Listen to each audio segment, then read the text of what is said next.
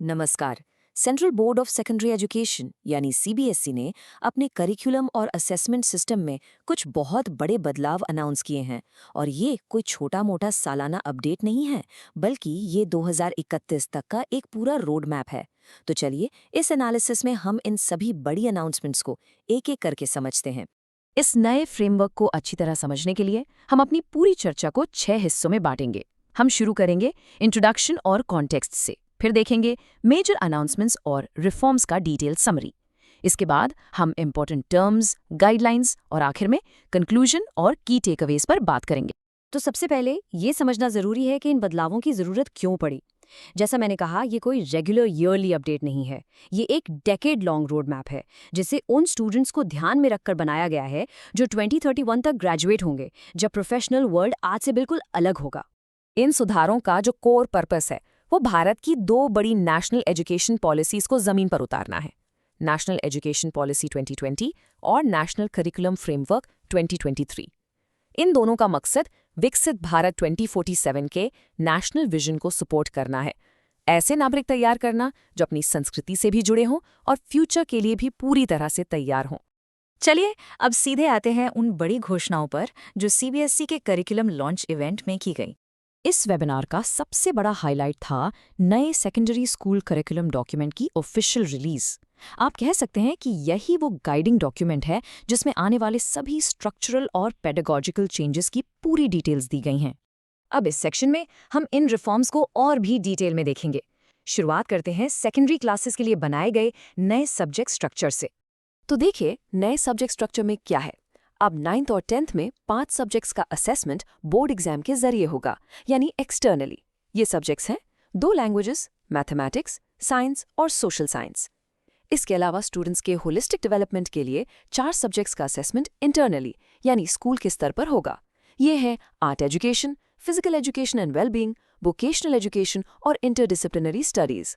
3 language formula को phased manner में लागू किया जाएगा ताकि स्कूल्स को तैयारी का पूरा वक्त मिले।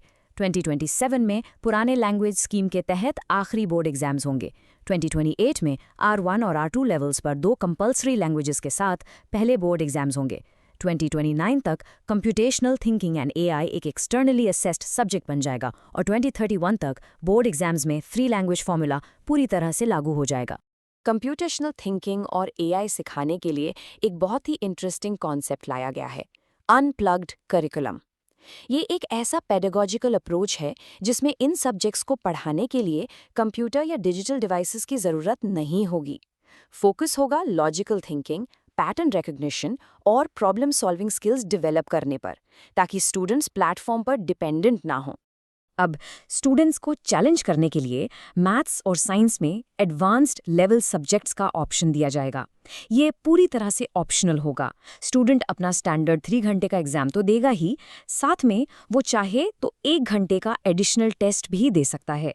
अगर वो इसे क्लियर कर लेता है तो मार्कशीट पर इसका जिक्र होगा, लेकिन अगर क्लियर नहीं कर पाता तो कोई पेनल्टी नहीं होगी और मार्कशीट पर इसका कोई मेंशन भी नहीं होगा। कुछ और भी ज़रूरी बदलाव हैं, जैसे वोकेशनल एजुकेशन अब सभी स्टूडेंट्स के लिए एक कंपलसरी सब्जेक्ट होगा। आर्ट और फिजिकल एजुकेशन को भी कंपलसरी सब्जेक्ट का दर्जा दिया गया है और अब इनकी फॉर्मल टेक्स्ट बुक्स भी होंगी। साथ ही 4 और भारतीय भाषाओं को करिकुलम में शामिल किया गया है, मैथिली, संथाली, डोगरी और कोंकणी। अच्छा, इन सभी बदलावों को ठीक से समझने के लिए कुछ की टर्म्स और कॉन्सेप्ट्स को समझना बहुत ज़रूरी है। ये सारे रिफॉर्म्स 2 फाउंडेशनल पॉलिसी डॉक्यूमेंट्स पर टिके हैं। पहला है NEP 2020, जो भारत की एजुकेशन के लिए एक लॉन्ग टर्म विजन देता है, और दूसरा है NCF 2023, जो NEP के विजन को स्कूल्स में लागू करने के लिए डिटेल स्ट्रक्चर और गाइडलाइंस देता है। नई लैंग्वेज पॉलिसी में R1, R2 और R3 का एक फ्रेमवर्क है। R1 का मतलब है हाईएस्ट लेवल की लैंग्वेज प्रोफिशिएंसी। R2 की प्रोफिशिएंसी भी R1 की लगभग बराबर होगी, और R3 जो क्लास 6 से इंट्रोड्यूस होगी, उसका मेन फोकस कम्युनिकेटिव एबिलिटी पर होगा। इस नए करिकुलम का जो फिलोसॉफिकल बेस है वो पंचकोशा विकास की भारतीय अवधारणा है। ये कॉन्सेप्ट किसी भी व्यक्ति के 5 डायमेंशंस में होलिस्टिक डेवलपमेंट पर जोर देता है, physical, life force energy, mental, intellectual और इनर सेल्फ।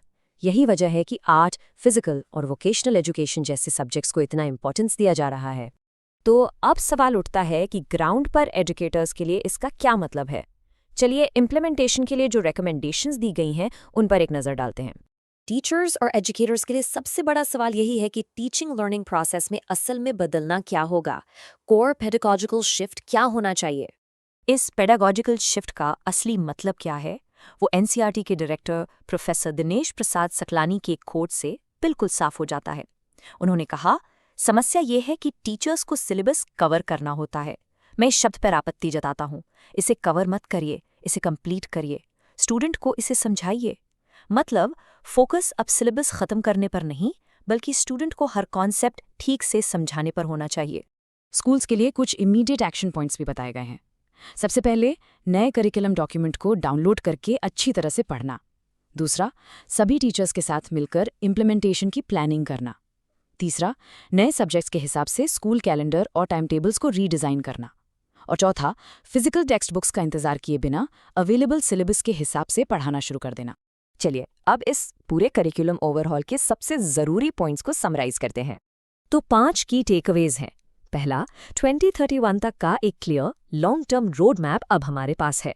दूसरा, फोकस अब रोट लर्निंग से हटकर कॉम्पिटेंसी बेस्ड और एक्सपीरियंशियल लर्निंग पर है। तीसरा, आर्ट, फिजिकल और वोकेशनल एजुकेशन को कंपल्सरी बनाकर होलिस्टिक डेवलपमेंट को सेंटर में रखा गया है। चौथा, 3 लैंग्वेज फॉर्मूला के जरिए लैंग्वेज एजुकेशन को सिस्टमैटिकली रीस्ट्रक्चर किया जा रहा है। और पांचवां, कंप्यूटेशनल थिंकिंग और एआई जैसे फ्यूचर स्किल्स को शुरू से ही इंटीग्रेट किया जा रहा है। और आखिर में एक बड़ा सवाल जो सोचने पर मजबूर करता है, क्या ये नया करिकुलम वाकई 2047 के भारत की नींव रख पाएगा? ये सवाल इन पॉलिसी चेंजेस को देश के लॉन्ग टर्म विजन से जोड़ता है और हमें इसके फ्यूचर इम्पैक्ट पर सोचने के लिए एक दिशा